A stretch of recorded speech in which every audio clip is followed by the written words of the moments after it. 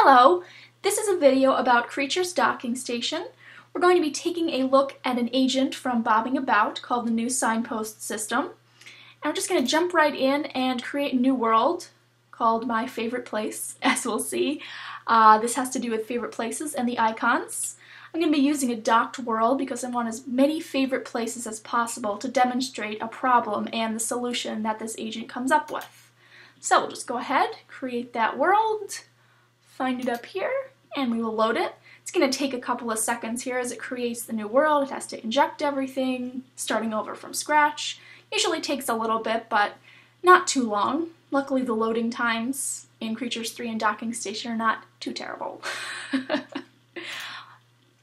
So we'll just wait a second, and there we go. I'm going to play offline because there's no sense in registering this world.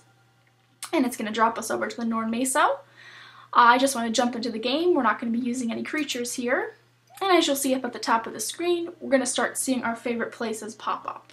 So I'm just going to start visiting different areas of the ship just to kind of see the different areas and show you where the favorite places and the icons pop up. You'll see it.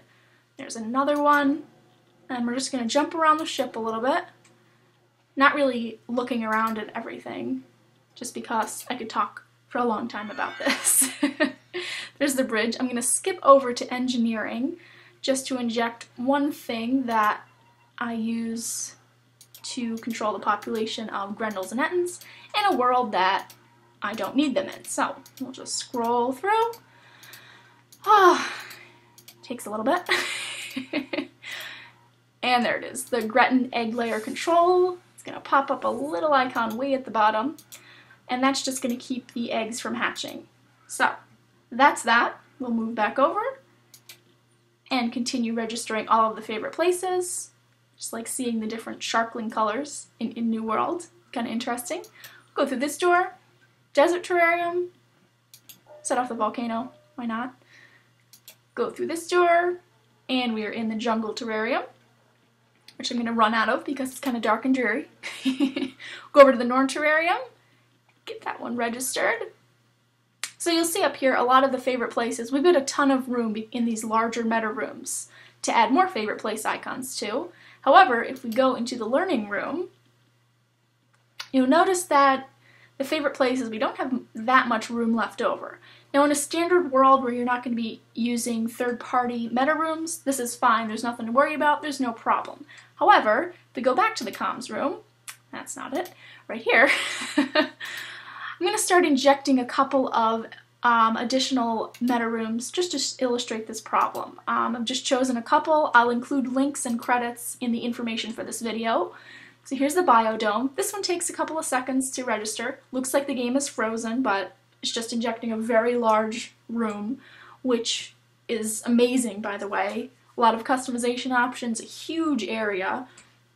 I love it. Of course, the loading time I don't love, but what are you going to do? So we'll wait for that. Here we go. And that one gets registered. Just show you a quick little preview of it, and go back to the comms room.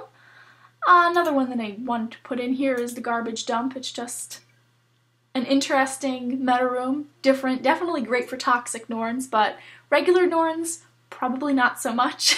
I don't think I would recommend it for too many other Norns or creatures besides toxic ones. So there's that room, and we'll go back. And another one that I wanted to inject is the past seas.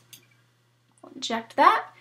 Give that a second to get injected. Again, with these meta rooms, these are big agents, and it does take a minute for them to go in. So there's that awesome room.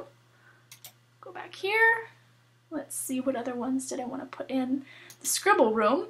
This is a pretty interesting project, and I'm thrilled to say that there's a couple of my scribbles in this room. However, everybody else has a lot more talent in drawing than me. Mine are definitely not the best ones in this room, but I tried, and it's nice to see a couple of things in here that were mine. So, we're almost done. I just wanted to add in one more, and that will be Viridia.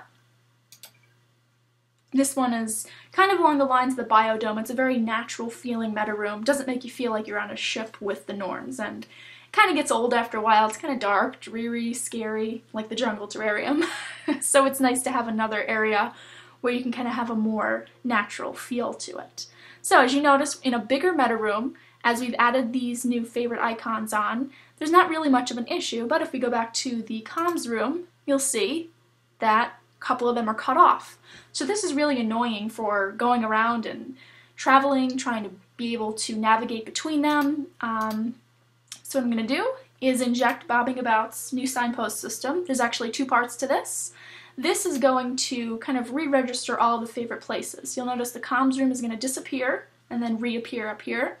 You'll see it put it in automatically in two separate rows. I'm just going to go to the different meta rooms here and you'll see it. Each one gets re-registered. We've already done the comms room. So you can do these one by one, or you can kind of go a few in a row. Looks like they're gone, but they appear. It takes them a second, but it's not that big of a deal. I believe there's other ways that you can do this, but I just wanted to demonstrate how it really works to start with. Third-party meta rooms are a little bit different. It kind of, the icons disappear for a second and then reappear, while the standard rooms, it's a little bit more clear that they're being re-registered. A second part of this system is the panel for the new favorite places, which is another kind of customization thing. So it's going to add this panel right here. This allows you to customize how many icons show up in each row. So there's a maximum of 11 and there's a minimum of 3. So we can reduce it down to get a more vertical approach. I prefer the more horizontal approach, and I kind of like having them an even number. But I can show you if you go to a larger room to show you how that shows up. You can obviously make it smaller, bigger, whatever works. And we can also increase it like that. However, that's going to have some issues. So I would go back down to 8. So it does look like the 11 is not the maximum. You can have them all in one row, but I wouldn't really recommend it. So that's pretty much it about Bobingabout's new signpost system. It's a pretty simple agent.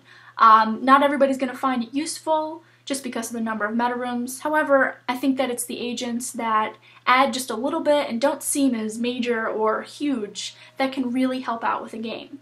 So hopefully this video has taught you a little bit about this agent, and I recommend downloading it if you'll find it useful, and get out there and fix those favorite places.